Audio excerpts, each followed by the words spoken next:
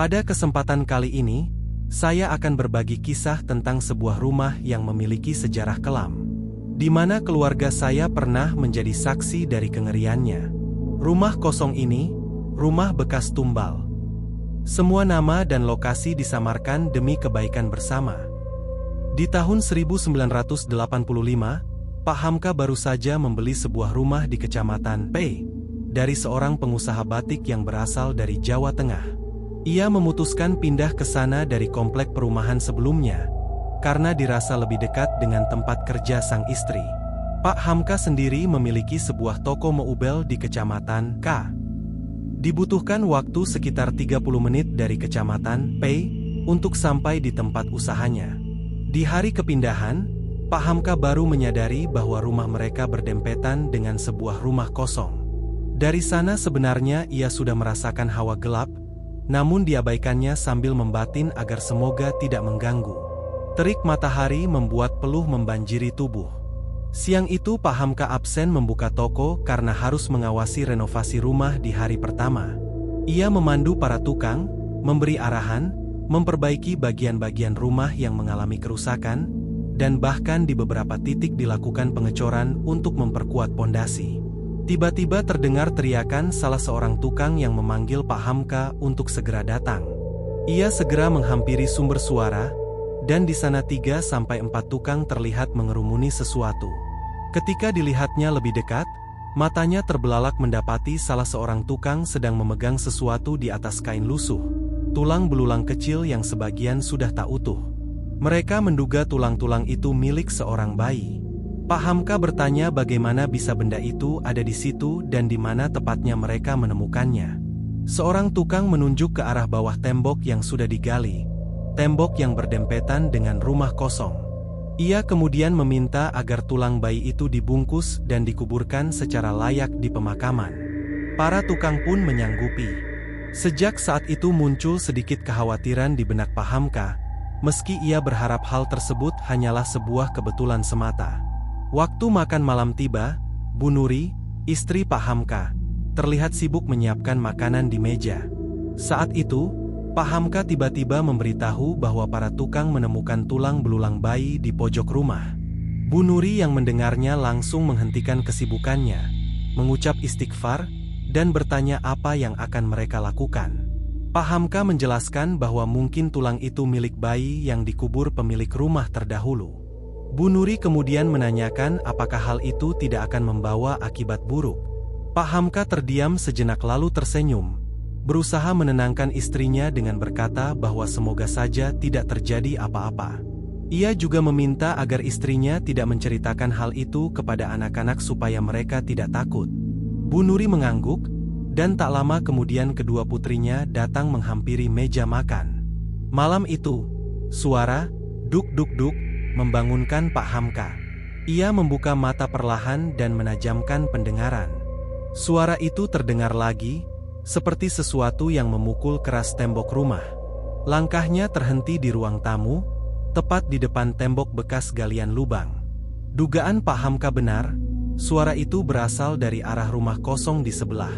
Ia memandang tembok itu lekat-lekat, mencoba berkomunikasi dalam hati dengan apapun yang ada di baliknya. Suara pukulan tiba-tiba berhenti, namun berganti dengan suara tawa berat yang menggema. Pak Hamka mencoba bicara kembali, bertanya siapa yang ada di balik tembok dan mengapa memukul-mukul dinding rumahnya. Namun yang terdengar hanya tawa menggelegar, seolah mengejek. Merasa diacuhkan, Pak Hamka mulai melafalkan doa-doa.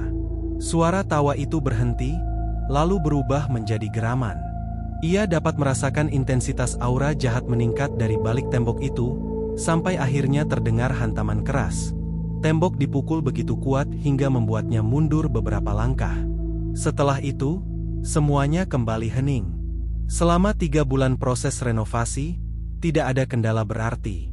Bukan karena tidak ada gangguan, melainkan karena Pak Hamka sudah lebih waspada dan tahu bagaimana cara menghalaunya, sekecil apapun gangguan itu.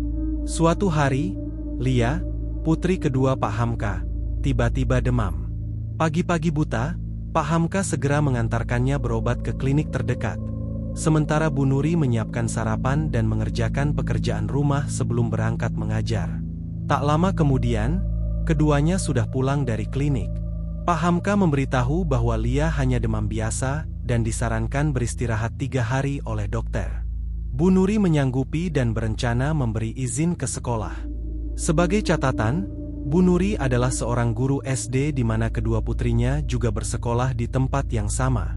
Ia dipindah tugaskan ke Jawa dari Pulau B, tak lama setelah Tika, putri pertamanya, lahir.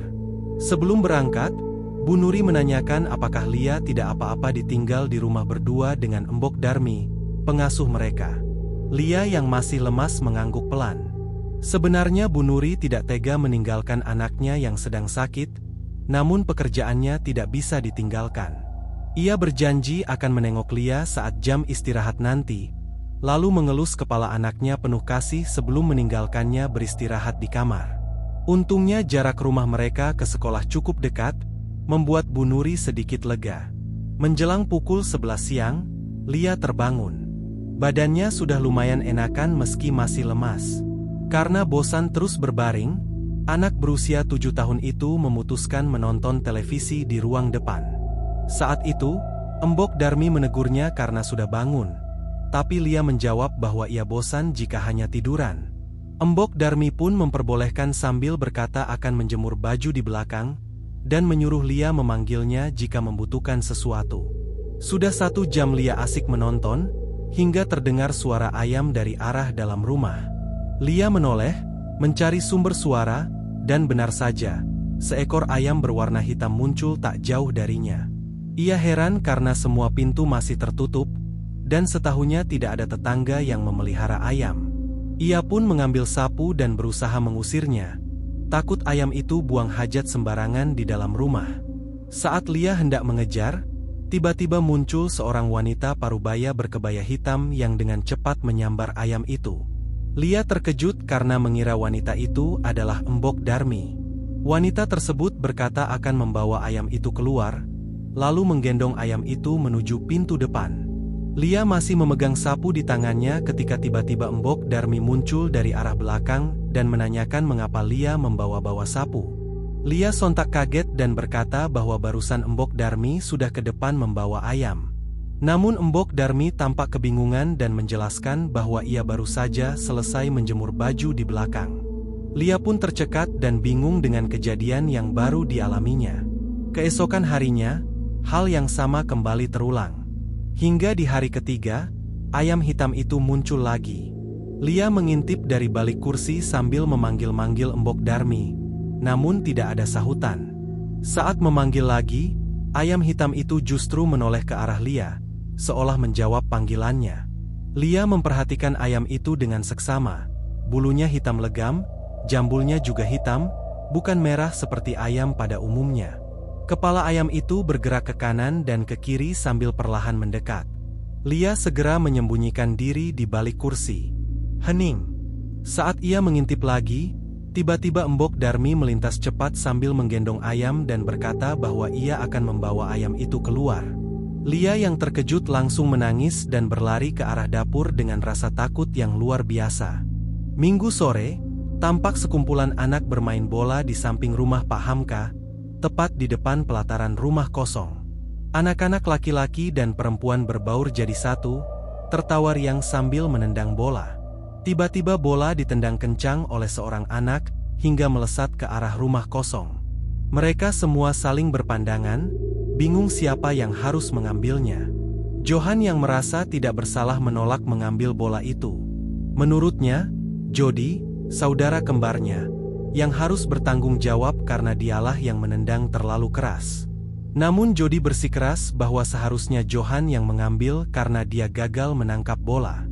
Mereka berdua pun ribut dan saling tunjuk. Melihat suasana yang semakin ribut, Tika, putri pertama Pak Hamka, berdiri dari tempatnya menonton. Ia berjalan menghampiri mereka dan menegur agar tidak ribut hanya karena bola, menyuruh salah satu dari mereka untuk segera mengambilnya. Johan yang masih enggan bertanya siapa yang mau mengambil bola itu, dan Tika menjawab dengan tegas bahwa seharusnya mereka yang mengambil karena mereka yang bermain. Anak-anak itu pun terdiam, tak ada yang berani maju. Akhirnya Tika menawarkan diri untuk mengambil bola itu sendiri. Namun Nita, temannya, segera menahan lengan Tika agar tidak pergi. Nita tampak ketakutan dan melarang Tika mendekati rumah kosong itu. Tika menatapnya bingung dan bertanya mengapa tidak boleh. Dengan suara pelan, Nita berbisik di telinga Tika bahwa rumah itu angker. Tika mengerutkan kening. Ia sudah hampir setengah tahun tinggal di sebelah rumah kosong itu, namun belum pernah melihat keganjilan apapun dari sana. Nita tetap bersikeras, mengatakan bahwa banyak orang pernah melihat penampakan kaki buntung di sekitar rumah itu. Tika hanya mendengus kecil, merasa tidak percaya. Baginya, hal semacam itu tidak masuk akal apalagi di siang hari yang masih terang benderang. Nita akhirnya menyerah dan berkata terserah padanya jika tetap ingin mengambil bola itu. Tika pun berjalan seorang diri menuju rumah kosong itu, meskipun dalam hati masih terngiang ucapan Nita. Ia melangkah ke samping rumah, di mana rerumputan gajah tumbuh tinggi hampir selutut. Rumput-rumput lebat itu menghalangi pandangannya. Ia kemudian memungut sebuah ranting panjang untuk menyibak rumput-rumput tersebut agar lebih mudah mencari bola. Tak lama, pandangannya menangkap sebuah benda berwarna kuning yang menyembul dari balik semak-semak. Bola yang mereka cari. Tika merasa lega dan segera berjalan ke arah belakang rumah untuk mengambilnya. Namun sebelum sempat memungut bola itu, matanya menangkap sesuatu yang lain.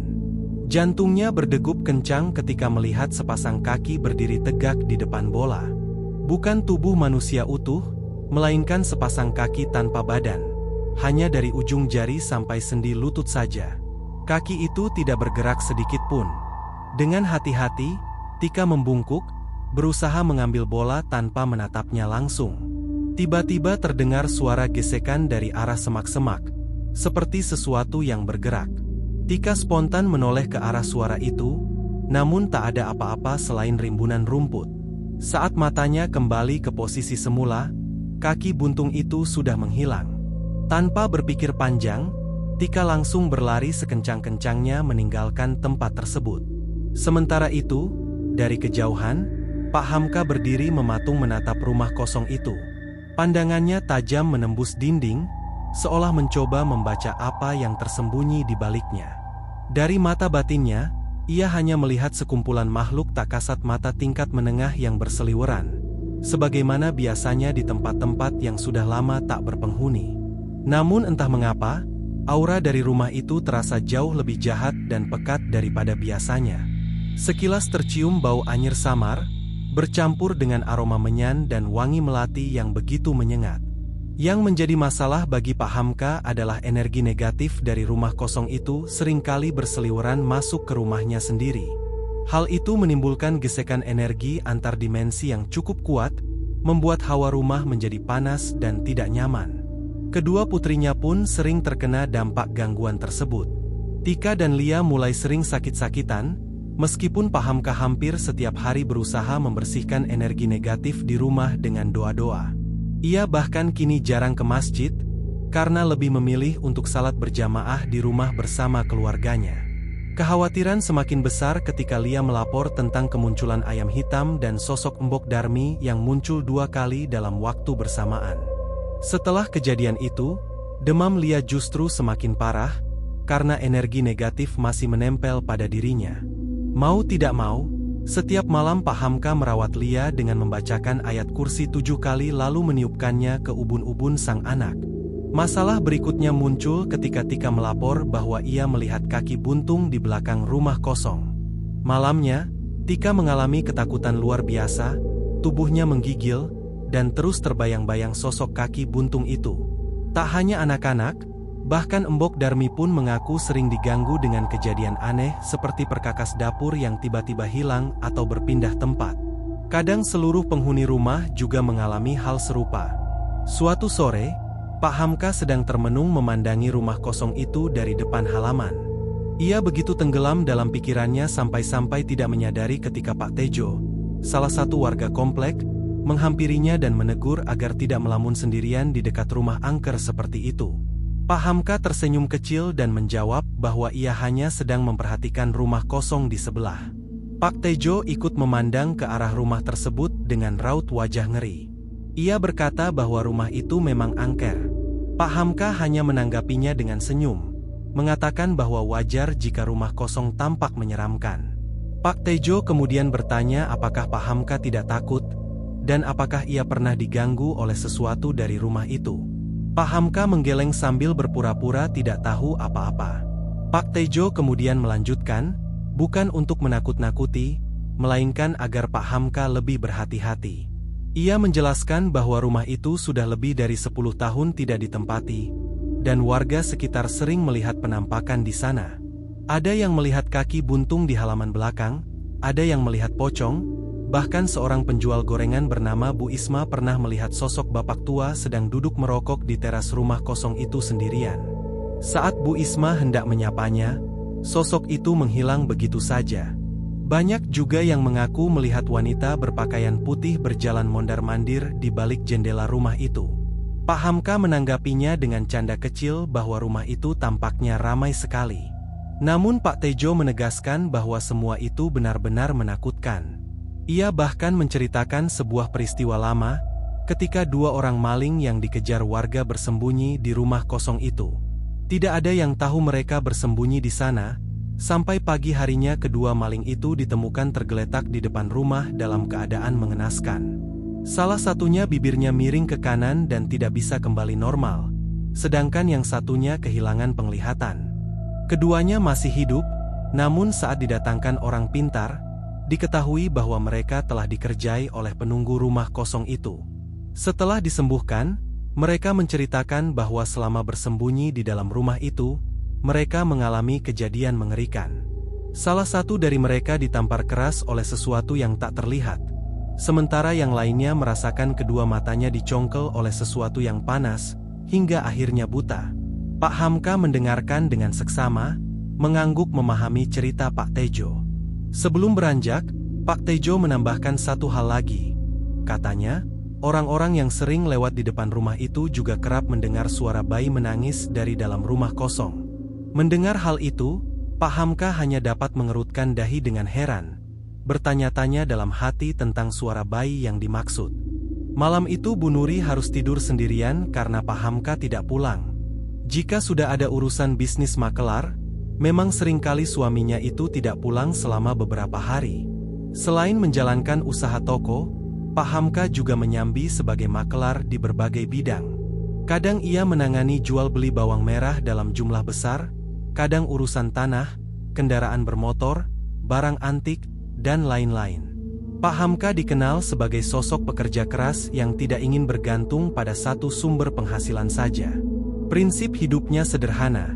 Jika ada 9 pintu rezeki, maka 9-9-nya harus dibuka. Meskipun berasal dari keluarga berada dengan warisan tanah di berbagai tempat, ia tidak pernah bersikap manja atau jumawa. Sejak kecil, ia sudah dididik dengan pola hidup yang keras dan sederhana. Ketika jam dinding menunjukkan pukul 10 malam, Bu Nuri memastikan anak-anaknya sudah terlelap di kamar masing-masing. Setelah semuanya aman, ia pun bersiap untuk beristirahat. Ia merebahkan tubuh di atas kasur, baru saja memejamkan mata beberapa saat ketika tiba-tiba terasa ada sesuatu yang berat menindih dadanya. Perasaan itu membuatnya membuka mata, dan seketika tubuhnya menegang. Di atas dadanya berdiri sosok wanita berpakaian putih lusuh. Rambut panjangnya terurai acak, sebagian menutupi wajah. Dari sela rambut itu tampak mata tanpa kornea yang menatap tajam ke arahnya.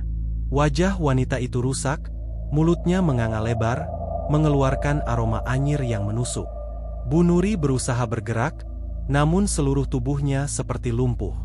Bahkan ujung jarinya pun sulit digerakkan. Sosok itu menindihnya semakin kuat, dan kaki samar yang menapak di dadanya terasa semakin menghimpit. Paru-parunya seperti tertekan hingga sulit bernapas. Nafasnya tersengal-sengal, dan mulutnya tak sanggup bersuara. Ia ingin berteriak, ingin berdoa, tapi tak ada kata yang keluar. Dalam hati, Bu Nuri berusaha melafalkan istighfar. Namun kalimat itu terasa tersendat, terbata-bata. Ia merasa berada di ambang hidup dan mati. Udara makin lama makin hilang, membuat tubuhnya lemas tanpa daya. Di tengah keadaan itu, terdengar suara anaknya memanggil dari arah pintu. Lia, putrinya, berkata bahwa ia ingin tidur bersama ibunya malam itu. Seketika Bu Nuri tersentak bangun, terengah-engah sambil menarik napas dalam-dalam. Udara yang masuk terasa seperti hadiah berharga. Tubuhnya dingin namun dipenuhi keringat. Lia menatapnya dengan heran, karena ibunya tampak seperti orang yang baru saja berlari jauh tanpa henti. Bu Nuri segera memeluk Lia erat-erat sambil mengucap terima kasih dengan suara terbata. Ia menyadari bahwa baru saja ia mengalami ketindihan. Sentuhan Lialah yang menyelamatkannya dari cengkeraman sosok itu.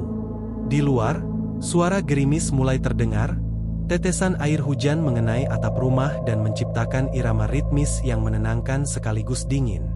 Namun ketenangan itu tak berlangsung lama, karena Bu Nuri kembali merasakan kehadiran sosok yang sama. Wanita berwajah rusak itu kini jongkok di samping kasur, mendekatkan wajahnya semakin dekat ke arah Bu Nuri. Dari mulutnya yang menganga, keluar lendir hitam berbau busuk yang menetes ke lantai. Sekali lagi dadanya terasa dihimpit kuat, membuatnya sulit bernapas. Udara serasa terhenti di tenggorokan. Rasa takut membuat tubuhnya semakin tak berdaya, dan semakin besar rasa takut itu, semakin kuat pula tekanan makhluk tersebut. Bu Nuri berjuang sekuat tenaga untuk bergerak. Dalam kepasrahan, ia berusaha menyebut nama Tuhan. Kalimat yang tersisa hanyalah lafaz, Allah, yang keluar perlahan dari bibirnya. Saat lafaz itu berhasil diucapkan, jari telunjuknya mulai bisa bergerak, dan tiba-tiba tubuhnya kembali bebas. Ia terjaga dengan napas tak beraturan. Itu bukan pertama kalinya, dan mungkin tidak akan menjadi yang terakhir. Setiap kali suaminya tidak tidur di rumah, Pak Hamka selalu berpesan agar istrinya berwudu sebelum tidur dan jangan lupa berdoa. Namun manusia kadang lengah, dan di saat kelengahan itulah gangguan itu datang. Ketika lupa berwudu, Bu Nuri pasti akan mengalami ketindihan oleh sosok yang sama, wanita berwajah rusak itu. Bu Nuri akhirnya mengeluhkan hal itu pada suaminya. Ia mengatakan bahwa ia semakin stres karena sering ketindihan dan sosok itu terus menghantui pikirannya, hingga membuatnya sulit berkonsentrasi saat mengajar. Matanya berkaca-kaca ketika berbicara, dan Pak Hamka yang mendengarkan hanya bisa menatapnya dengan rasa iba. Ia sebenarnya sudah berusaha mencari tahu keberadaan makhluk itu. Setiap kali berada di rumah, ia mencoba memancing kemunculannya, tapi sosok itu tidak pernah menampakkan diri. Entah mengapa, makhluk itu hanya berani datang saat dirinya tidak ada di rumah. Hal itu membuat Pak Hamka semakin kesal dan merasa tertantang untuk menyingkirkannya. 3 minggu kemudian, Pak Hamka berpamitan akan pergi ke Jepara selama 2 hari untuk kulakan barang mebel. Bu Nuri merasa khawatir karena itu berarti ia harus tidur sendirian lagi. Namun suaminya berusaha menenangkannya, meyakinkan bahwa tidak akan terjadi apa-apa. Bu Nuri pun berusaha tersenyum dan mencium tangan suaminya sebelum ia pergi. Malam itu udara terasa lembab dan dingin, bekas hujan sore masih terasa di udara. Awan perlahan menyingkir, membiarkan bulan bersinar terang di langit. Namun di saat yang sama, Pak Hamka ternyata tidak benar-benar pergi jauh. Ia kembali diam-diam di malam hari, menyiapkan rencana untuk menangkap makhluk yang selama ini mengganggu istrinya. Dengan mata batin yang terlatih, Pak Hamka menahan sesuatu yang tak kasat mata di depan kamar. Ia menariknya kuat-kuat, menyeret makhluk itu menjauh. Sosok wanita berwajah rusak itu tampak berusaha melawan, menahan tali gaib yang menjerat lehernya, namun akhirnya kalah. Wanita itu menangis pilu, memohon agar dilepaskan, namun Pak Hamka tidak mudah percaya. Ia sudah memahami tipu daya makhluk halus. Ia memperingatkan agar makhluk itu pergi dan tidak pernah kembali, atau ia akan melenyapkannya. Namun sosok itu justru tertawa melengking, mengatakan bahwa ia menyukai Bu Nuri karena aroma tubuhnya yang enak. Pak Hamka pun mengancam akan melenyapkannya. Ia mulai melafalkan doa-doa. Sosok itu menjerit kesakitan, tubuhnya menggeliat menahan panas dari lantunan ayat-ayat yang dibaca. Di sela jeritannya, makhluk itu berkata bahwa ia tidak bisa meninggalkan tempat tersebut karena anaknya masih berada di sana. lebih tepatnya, bayinya yang sudah mati. Mendengar itu, Pak Hamka tertegun sejenak. Ia mulai berpikir mungkin ada sesuatu di balik rumah kosong yang disebut-sebut oleh makhluk itu. Ia kemudian bertanya apakah makhluk itu penghuni lama tempat itu dan apa yang sebenarnya terjadi. Namun sosok berwajah rusak itu tampak ketakutan. Ia menolak menjawab, hanya berkata bahwa ia tidak bisa menceritakan apa yang ada di sana, meski akhirnya bersedia menceritakan apa yang terjadi pada dirinya dan bayinya. Sosok itu kemudian duduk. Kepalanya perlahan berputar, bergerak ke kiri, ke depan, ke kanan, lalu ke belakang, seolah lehernya tidak memiliki tulang penopang. Kepala itu terus bergerak hingga nyaris terkulai. Pak Hamka tetap diam, waspada terhadap setiap gerakannya, menunggu kelanjutan dari kisah tragis yang akan diceritakan makhluk tersebut. Dari sudut pandang makhluk itu, dia pun mulai bercerita. Namaku Dini. Usiaku baru 19 tahun, tapi aku sudah lama terjerumus dalam dunia hitam, dunia pelacuran. Kedua orang tuaku meninggal dalam kecelakaan ketika aku masih kecil. Di usia 14 tahun, paman dan bibiku menjualku kepada seorang germo di kota Es demi menutupi hutang-hutang mereka. 5 tahun sudah aku bergelut di dunia malam, entah berapa ratus kali aku harus melayani lelaki hidung belang. Aku sudah tidak peduli lagi. Tubuh dan hatiku telah mati rasa. Jika ada yang bertanya soal harga diri, aku bahkan sudah tidak tahu apa itu. Yang penting aku tidak kelaparan. Beberapa kali aku juga harus menahan sakit, bolak-balik ke dokter kandungan karena luka-luka di tubuhku yang tak kunjung sembuh. Hingga suatu malam, aku melihatnya. Malam itu aku duduk di depan bar dengan rokok di tangan, mengenakan pakaian minim, memancing perhatian lelaki yang lalu lalang. Pandanganku tertumbuk pada seorang pria bertubuh gagah dengan kumis tipis yang menghiasi wajah tampannya. Dari penampilannya, kukira usianya sekitar 30 tahun. Pria itu tampak tertarik padaku, dan perlahan melangkah mendekat. Aku tersenyum. Biasanya pelanggan seperti ini mempunyai uang yang banyak. Tapi perkiraanku salah, karena ternyata usianya sudah 42 tahun. Penampilannya sama sekali tidak menunjukkan usia itu. Usia berapapun tak jadi soal, pikirku, toh aku pernah melayani kakek-kakek. Namun lelaki ini berbeda. Tatapannya lembut, tidak cabul seperti pelanggan kebanyakan. Ia banyak tersenyum padaku. Dalam hati aku bertanya-tanya, mengapa pria seperti ini datang ke tempat kotor semacam ini? Seolah tahu isi pikiranku, ia menjelaskan bahwa dirinya datang hanya karena diajak rekan bisnis dan merasa tidak enak untuk menolak. Ia kembali tersenyum, dan senyum itu anehnya membuat hatiku berdesir. Tak lama kemudian, germoku datang dan memperkenalkan kami.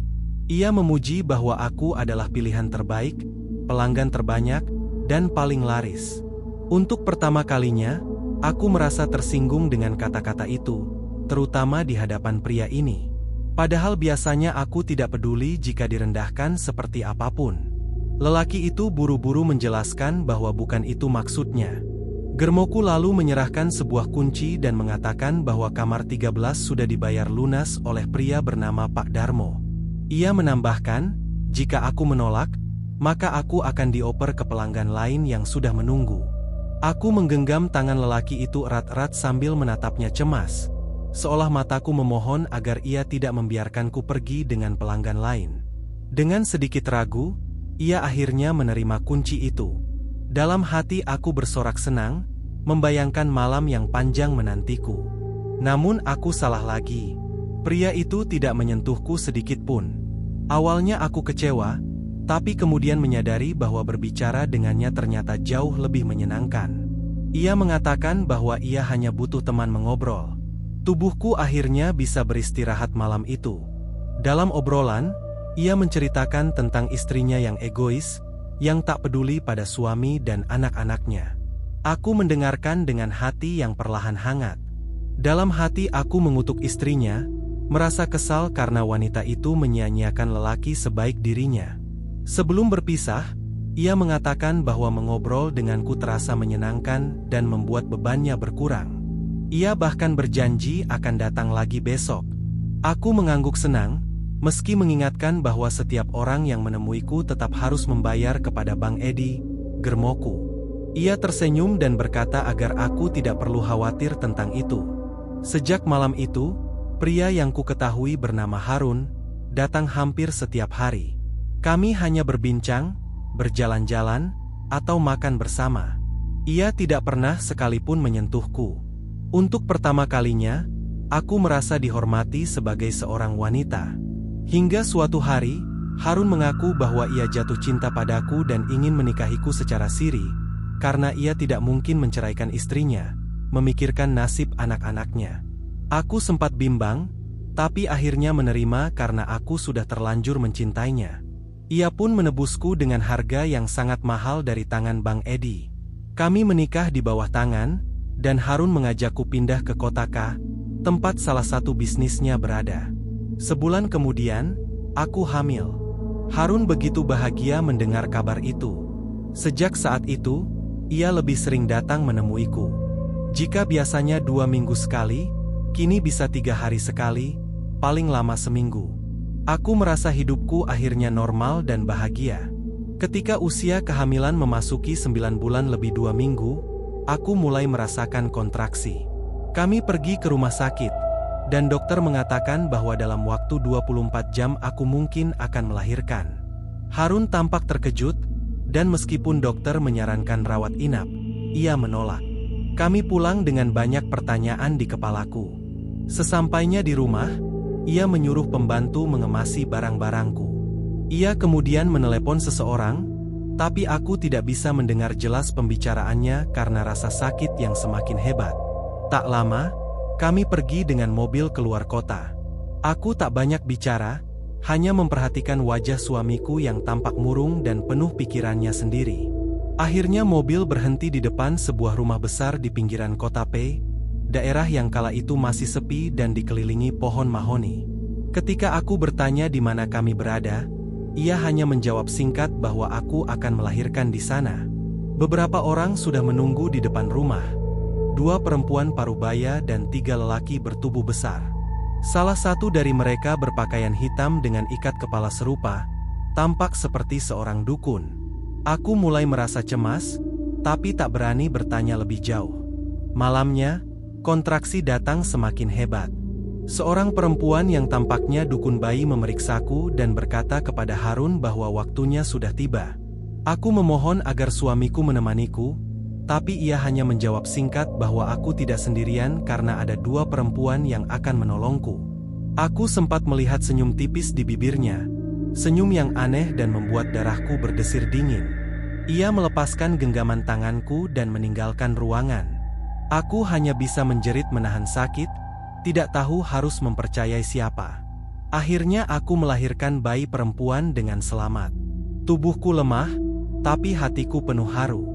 Salah satu perempuan yang membantuku melahirkan, Embok Ijah, menunjukkan bayiku dan memintaku melihatnya baik-baik sebelum ia membawanya untuk dibersihkan. Aku menatap wajah mungil anakku dengan penuh cinta. Tak lama kemudian, bayi itu dibawa pergi, dimandikan dengan air bunga dan dibungkus dengan kain merah. Harun masuk ke kamar, menatapku sebentar, lalu mengambil bayi itu dan keluar bersama 2 perempuan tadi. Tubuhku terlalu lemah untuk bangun, tapi perasaanku tidak tenang. Ada sesuatu yang janggal. Aku berusaha bangkit, meski luka di tubuhku membuat langkah terasa seperti disayat. Seluruh rumah temaram, hanya kamar tempatku bersalin yang diterangi listrik. Lorong-lorong lainnya remang, diterangi cahaya lilin. Di kejauhan, kudengar tangis bayi. Naluriku berkata itu suara anakku. Aku menelusuri lorong, mencari sumber suara itu, hingga akhirnya berhenti di depan sebuah pintu kayu jati. Aku menempelkan telinga di sana, mendengar tangisan yang tersengal disertai gumaman orang-orang di dalam. Bukan gumaman biasa, tapi seperti rapalan mantra dalam bahasa Jawa. Aku panik dan mencoba mengetuk pintu, memanggil suamiku, tapi tidak ada jawaban. Tangisan bayi semakin keras. Aku terus mengetuk, memohon agar pintu dibuka, tapi tetap tidak ada sahutan. Aku mencoba membuka pintu, tapi terkunci rapat seolah ada yang menahan dari dalam. Rasa takut semakin memuncak. Aku yakin bayiku ada di sana. Dengan putus asa, aku mencari benda apapun untuk membuka pintu itu. Pandanganku tertumbuk pada sepasang kapak hiasan di dinding. Aku menyeret meja ke dekat dinding, naik perlahan dengan kaki gemetar dan luka yang belum sembuh, lalu meraih kapak itu. Begitu berhasil mendapatkannya, aku segera turun dan mengayunkannya berkali-kali ke arah gagang pintu. Beberapa ayunan keras membuat engselnya patah. Begitu pintu terbuka, beberapa tangan langsung menarik dan menahanku. Pemandangan yang kulihat membuat seluruh tubuhku membeku.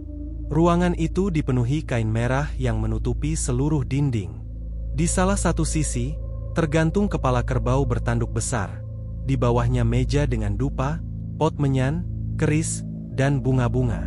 Di tengah ruangan, bayiku terbaring di atas pelepah daun pisang di atas batu persembahan. Seorang lelaki tua berpakaian hitam berdiri di depan batu itu, merapal mantra dengan nada rendah.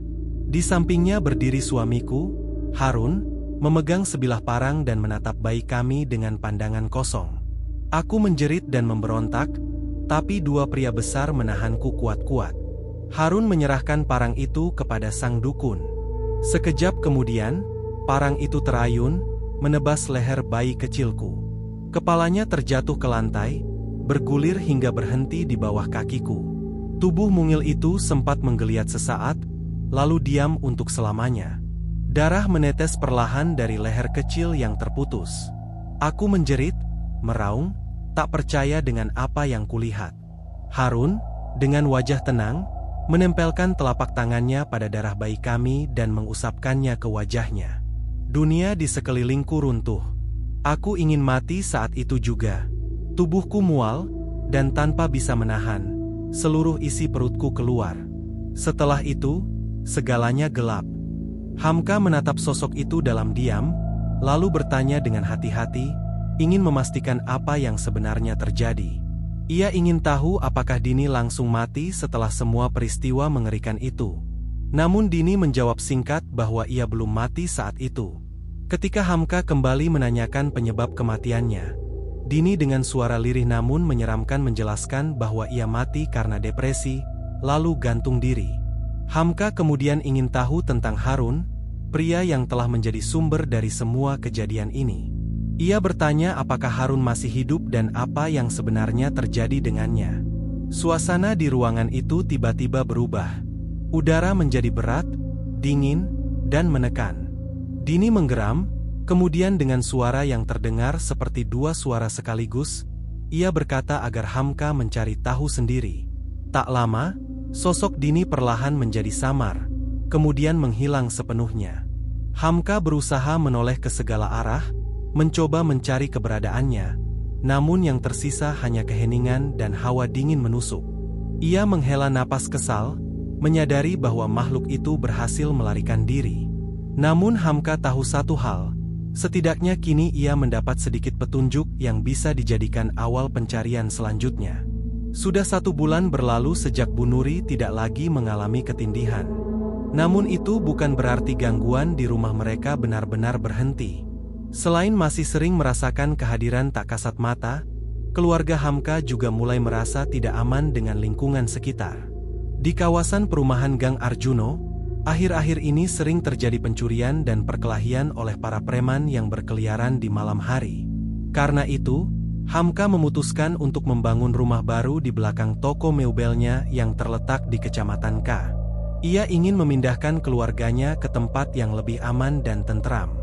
Namun pembangunan rumah baru itu tentu memerlukan waktu yang tidak sebentar. Tak mungkin juga membiarkan keluarganya terus hidup dalam ketakutan. Salah satu alasan lain yang mendorongnya bertindak adalah keinginannya untuk mencari tahu tentang rumah kosong yang menjadi sumber gangguan selama ini. Ia ingin menemukan cara untuk memindahkan para penghuni tak kasat mata yang membuat resah lingkungan sekitar. Tapi Hamka tahu, ini bukan perkara mudah. Ia tidak bisa menghadapinya sendirian. Suatu sore, Hamka akhirnya bertemu dengan seorang teman lama. Teman itu datang dari jauh, memenuhi undangan Hamka yang sudah lama dikirimkan. Saat lelaki berusia hampir setengah abad itu muncul, menenteng tas selempang hitam lusuh, Hamka segera melambaikan tangan memanggilnya. Lelaki itu bernama Pak Rusdi. Keduanya lalu duduk di sebuah warung kopi di dekat rumah. Setelah menyeruput kopi dan menghembuskan asap rokoknya, Rusdi bertanya dengan nada santai, apa yang membuat Hamka memanggilnya kali ini. Hamka menjelaskan bahwa ia butuh bantuan untuk memindahkan makhluk penghuni rumah sebelah yang sudah terlalu sering mengganggu. Rusdi menatapnya ragu, bertanya mengapa Hamka tidak bisa menanganinya sendiri. Hamka mengakui bahwa urusannya kali ini sulit, karena yang mereka hadapi adalah makhluk bekas tumbal. Ia mengaku ilmunya belum sampai sejauh itu. Rusdi hanya berdecak, lalu menyarankan agar Hamka memakai pusaka warisan keluarganya, karena benda itu sangat kuat bahkan mampu menghabisi raja makhluk halus. Hamka terdiam lama. Ia menolak ide itu. Katanya, pusaka itu sudah berbau darah, dan risikonya terlalu besar. Rusdi mengangguk pelan, lalu menimpali bahwa kalau saja Hamka bisa mengendalikan pusaka itu, kekuatannya akan luar biasa. Tapi Hamka tetap bersikeras. Ia menganggap pusaka itu hanya peninggalan leluhur yang harus dirawat, bukan untuk digunakan.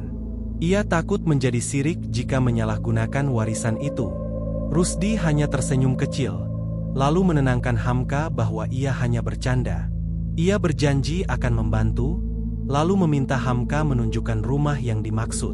Saat keduanya tiba di depan rumah kosong itu, Rusdi langsung menatap lekat-lekat bangunannya. Namun tak lama kemudian wajahnya berubah tegang. Ia mengumpat pelan, merasa kesal karena Hamka tidak memberitahu bahwa rumah itu seburuk ini. Bau anyir menusuk hidungnya, membuatnya yakin bahwa rumah itu sudah memakan banyak tumbal, bahkan sebagian besar adalah bayi. Ia merasa marah sekaligus ngeri. Hamka terkejut karena Rusdi bisa langsung mengetahui hal itu. Rusdi menjawab singkat, mengatakan bahwa ia memang bisa melihat dan merasakannya. Ia menutup mata sejenak, mencoba menerawang lebih dalam, mencari tahu jenis makhluk apa yang telah memakan tumbal-tumbal itu. Setelah beberapa menit, Rusdi membuka mata dan menghela napas panjang. Ia menyarankan agar mereka mencari tempat yang lebih tenang untuk berbicara. Hamka mengajaknya masuk ke rumahnya, tapi Rusdi menolak dan memilih kembali ke warung kopi tadi, karena menurutnya tempat itu lebih aman dari pengawasan makhluk halus. Hamka memahami maksudnya. Sesampainya di warung kopi, mereka duduk di pojok ruangan yang agak sepi. Rusdi kemudian berbisik pelan, mengatakan bahwa kini situasi sudah aman dan tak ada yang menguping. Hamka hanya tersenyum tipis, karena ia pun sadar bahwa sejak tadi memang ada sosok tak kasat mata, berwujud seperti tuyul dengan wajah tua, yang mengikuti mereka. Kini makhluk itu sudah lenyap. Rusdi mulai menceritakan hasil penerawangannya. Katanya, ia belum sempat bertemu dengan Raja Iblis yang memakan tumbal-tumbal itu, karena makhluk tersebut bersembunyi. Saat mencoba mendekat, ia justru dihadang oleh para pengikutnya. Agar bisa menyelesaikan masalah ini, ia harus menemukan wadah iblis itu, benda yang menjadi tempat bersemayam kekuatannya, yang dikubur di dalam rumah kosong itu. Sayangnya, ia belum tahu lokasi pastinya. Malam nanti ia berencana melakukan ritual khusus agar bisa menemukannya. Hamka menyatakan kesiapannya untuk membantu, dan menawarkan segala kebutuhan yang diperlukan untuk ritual itu. Rusdi mengangguk, lalu menyebutkan beberapa benda yang harus dicarikan Hamka. Keduanya sebenarnya berasal dari perguruan yang sama, namun berbeda arah dalam pendalaman ilmu. Rusdi lebih fokus pada kebatinan, sementara Hamka hanya menjadikannya sebagai perisai untuk perlindungan diri, selain karena latar belakang pendidikannya di pesantren. Sebelum berpisah, Hamka berjanji akan mengabari esok hari. Ia juga menanyakan apakah Rusdi akan menginap di rumahnya malam ini, namun Rusdi menolak. Ia mengatakan akan bermalam di rumah mertuanya yang berada di Kecamatan P, karena di sanalah ia akan melakukan ritualnya malam ini. Keesokan harinya, Rusdi datang kembali ke rumah Hamka.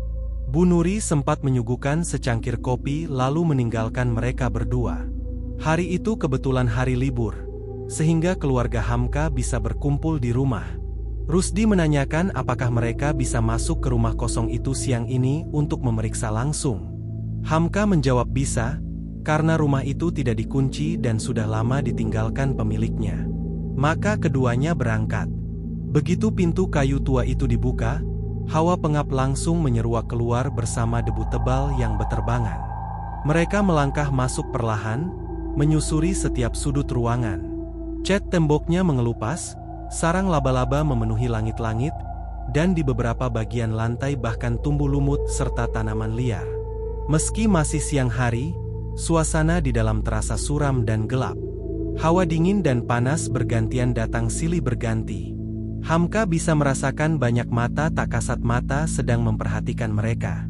Beberapa di antaranya tampak siap menyerang, namun menahan diri karena merasakan keberadaan hodam pelindung yang menyertai mereka berdua. Langkah Rusdi terhenti di sebuah ruangan besar di antara ruangan lain. Pada dinding-dindingnya masih tergantung kain berwarna merah. Sebagian sudah sobek dan kusam. Rusdi menatap sekeliling dan berkata bahwa ruangan inilah pusat gangguannya. Hamka mengangguk, membenarkan bahwa tempat ini sesuai dengan yang pernah diceritakan oleh Dini, sosok arwah wanita yang sempat ia tangkap sebelumnya. Tiba-tiba, sebelum sempat mereka melakukan apapun, sebuah bayangan besar menghantam tubuh Rusdi hingga terpental. Hamka refleks mundur, mencoba mendekati temannya yang jatuh. Rusdi bangkit perlahan, menggeram marah, merasa ditantang untuk bertarung. Tawa melengking menggema di seluruh ruangan.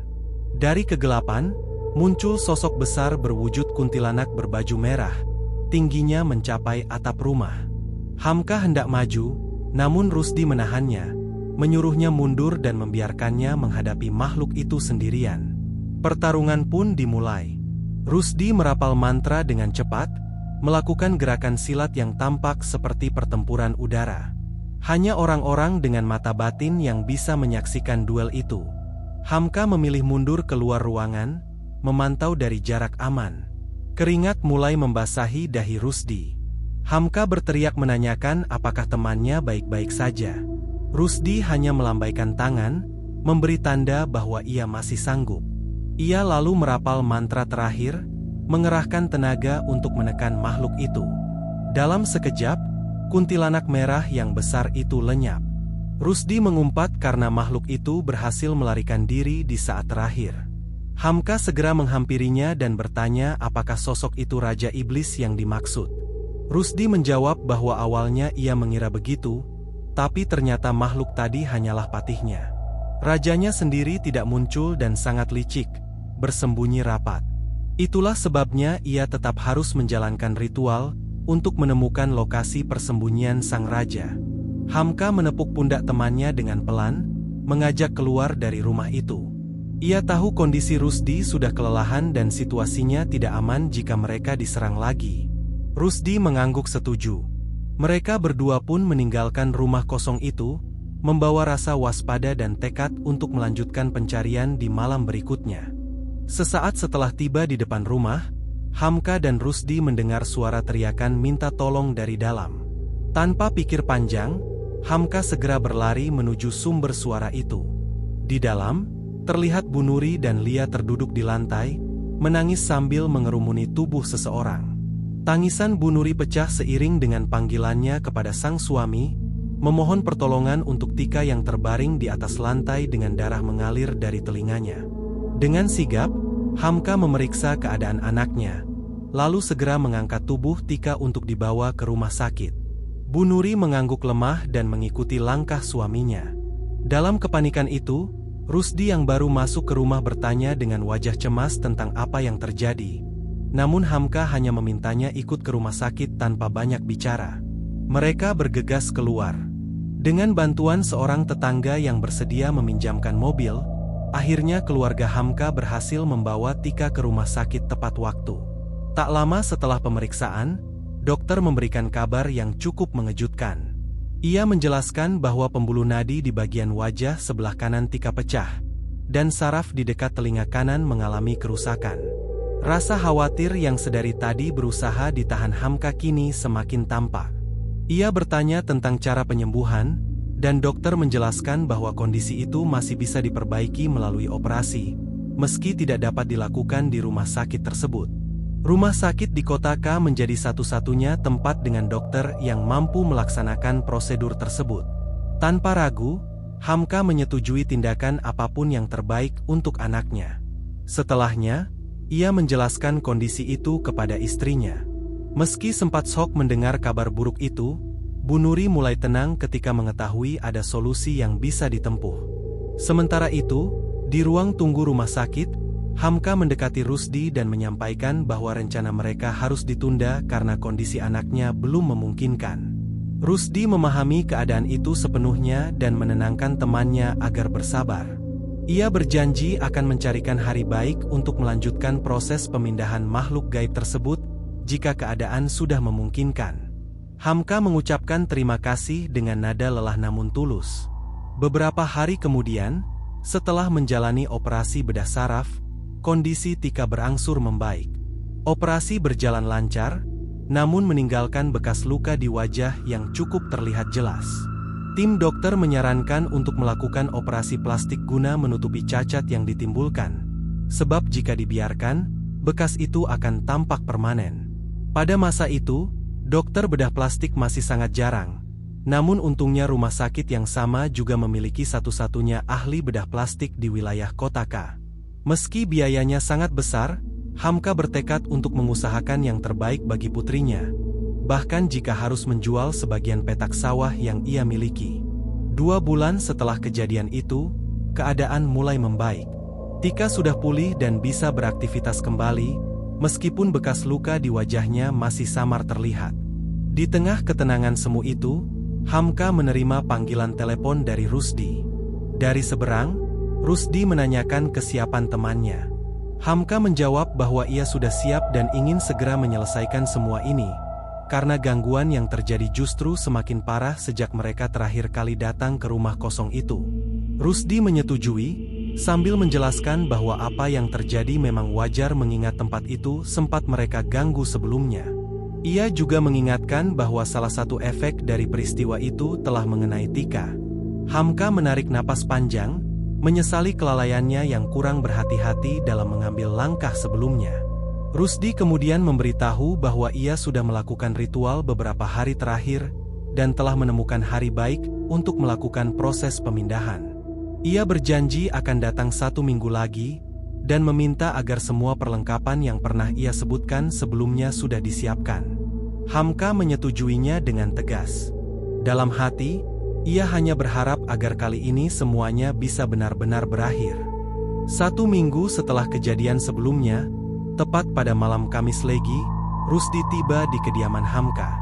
Setelah disambut, ia duduk di kursi tamu ruang tengah, sementara Hamka berpamitan sebentar untuk mengantarkan keluarganya ke rumah orang tua yang tak jauh dari sana. Begitu Hamka meninggalkan ruangan, Rusdi mulai merasakan perubahan suhu yang tiba-tiba menurun drastis. Udara di sekitarnya terasa dingin dan berat, seolah-olah kedatangannya sudah diketahui oleh makhluk tak kasat mata yang sebelumnya pernah ia temui di rumah kosong. Ia tersenyum tipis sambil mengelus batu akik bermata hijau di jarinya, seakan tahu apa yang akan terjadi. Dalam diam, ia menantang agar makhluk-makhluk itu berani menamkan diri di hadapannya. Tak lama kemudian, muncul sosok seorang wanita berwajah pucat dengan baju terusan putih lusuh, berdiri tak jauh darinya. Rusdi menyadari bahwa hanya wanita itu yang berani mendekat, sementara yang lain hanya memperhatikannya dari kejauhan. Ia mengenali wanita itu sebagai Dini, sosok yang pernah diceritakan oleh Hamka. Melalui tatapan dan gerak tubuh yang dingin, Dini menyampaikan bahwa ia dan kawan-kawannya tidak ingin diusir dari tempat itu. Mereka menganggap rumah itu sebagai milik mereka. Namun, dengan tegas Rusdi menolak permintaan itu. Ia memperingatkan agar mereka segera berpindah ke tempat lain yang jauh dari pemukiman manusia. Jika tidak, maka ia sendiri yang akan memindahkan mereka, dan ancamannya bukanlah main-main. Sosok Dini menatap dengan amarah yang membara, menegaskan bahwa mereka tidak akan pergi dan menyebut Rusdi hanya manusia biasa yang tak akan sanggup menghadapi yang memiliki tempat ini. Rusdi menanggapinya dengan dingin, meyakinkan bahwa waktu akan membuktikan siapa yang lebih berkuasa. Tak lama kemudian, sosok Dini menghilang begitu saja, meninggalkan udara yang semakin dingin di ruangan itu. Waktu berjalan cepat. Hari berganti senja, dan langit memerah menyambut malam. Hamka berkeliling di sekitar rumah kosong itu sambil menaburkan segenggam garam dari kantong hitam. Ia membuat garis pembatas agar makhluk yang berada di dalam rumah tidak bisa keluar, dan yang di luar tidak bisa masuk begitu saja. Karena komplek perumahan sedang sepi, tak ada yang melihat atau mempertanyakan tindakannya. Setelah memastikan semuanya siap, mereka memutuskan untuk memulai ritual setelah waktu Isya. Tepat pukul 8 malam, kedua pria itu bersiap. Namun, sebelum ritual dimulai, terdengar suara keras dari dalam kamar Hamka. Ketika diperiksa, ia mendapati pintu lemari jatinya terbuka, dan di lantai tergeletak sesuatu yang dibungkus kain mori. Saat kain itu dibuka, tampak sebuah keris hitam yang bergetar hebat. Hamka segera merapalkan doa, membuat keris itu berhenti bergetar. Namun, begitu ia hendak menutup kembali lemari, benda itu jatuh lagi, dan begitu seterusnya hingga 3 kali. Akhirnya, ia memutuskan untuk membawa keris itu bersamanya, karena benda tersebut seolah memaksa untuk ikut. Ia tahu, jika dibiarkan, pusaka itu bisa mengacaukan benda-benda gaib lain yang ada di rumahnya. Pusaka itu adalah keris yang berasal dari Aceh, memiliki energi besar yang bisa berbenturan dengan benda-benda milik Rusdi. Meski begitu, Hamka berjanji tidak akan menggunakannya kecuali terpaksa. Malam itu mereka sudah berada di ruangan berdinding kain merah di dalam rumah kosong. Sebuah lampu petromax di tengah ruangan menjadi satu-satunya sumber cahaya. Suasana begitu sunyi dan mencekam. Rusdi mengeluarkan perlengkapan ritual dari tasnya, termasuk seikat tali putih yang kemudian ia minta untuk diikatkan di pintu sebagai pagar pengaman spiritual. Setelah persiapan selesai, Rusdi berdiri tegak dan memejamkan mata. Di belakangnya, Hamka berjaga dengan tenang. Saat Rusdi membuka mata, kesadarannya sudah berpindah. Ia berdiri di atas ilalang di tengah padang luas, di hadapannya terbentang hutan mahoni yang rimbun. Langit malam tampak kelam tanpa cahaya bulan atau bintang. Ia melangkah masuk ke dalam hutan, mengikuti bisikan halus yang menuntunnya. Tak ada suara binatang, hanya keheningan yang tebal. Setelah berjalan lama, ia tiba di depan sebuah gua yang gelap dan berbau anyir. Tanpa rasa takut, ia melangkah masuk. Di dalam, matanya terbelalak melihat pemandangan mengerikan.